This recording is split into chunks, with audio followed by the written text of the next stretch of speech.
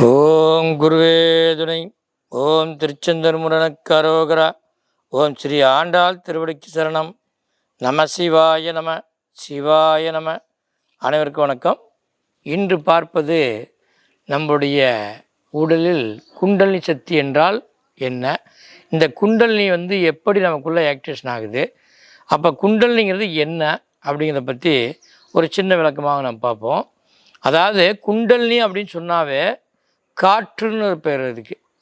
இந்த காற்றை சுழற்சி செய்து நம்ம உடல் எழுப்பக்கூடியதாக குண்டலினி சக்தி அப்படின்னு சொல்லுவோம். அப்போ இந்த குண்டலினி சக்தி அப்படிங்கிறது மூலாதார சக்தியிலிருந்து கிளம்பக்கூடியது.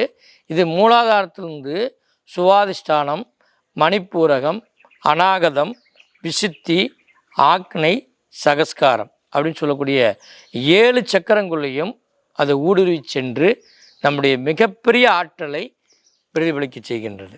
அப்படிப்பட்ட அந்த ஆற்றல் தான் குண்டலினி சக்தி. இந்த குண்டலினி சக்தி என்பது மிகப்பெரிய சுழற்சி காற்று மூலமாக குண்டலினியாக மாறி மிகப்பெரிய பேராற்றலை கொடுக்கின்றது. அந்த அற்புத கலைக்கு பெயர் தான் குண்டலினி சக்தி. அப்போ இந்த ஆற்றல் எப்படி நமக்குள்ளே வேலை செய்யும் அப்படின்னா, நம்முடைய சகஸ்காரம் சொல்லக்கூடியதற்கும் ஆக்கண சக்கரத்துக்கும் இடையில் நம்முடைய அண்ணாக்கு வழியாக மிகப்பெரிய ஆற்றலை உருவாக்குகின்றது. அப்படி ஆக்கும் பொழுது நம்முடைய உடல் மிகப்பெரிய தெய்வீக ஆற்றலாக மாறுகின்றது. இப்படி மாறும் பொழுதுதான் நாம் பேராற்றலோடு இந்த பிரபஞ்சத்தோடு ஒன்றோடு கலந்து மிகப்பெரிய சக்தியாக மாறி இறைவனுடைய இயக்கத்தில் கலந்து பேரானந்தமாக மாறுகின்றோம். அப்படி மாறும் பொழுது நம் வாழ்க்கையில் இருக்கக்கூடிய அனைத்து வகையான துன்பங்களும் நீங்குகின்றது. அது மட்டுமல்ல, நம்முடைய வாழ்க்கையில் அனைத்து விதமான நோய்களும் நீங்குகின்றது. அது மட்டுமா, நாம் எண்ணிய எண்ணங்கள் எல்லாமே நடைபெறுகின்றது.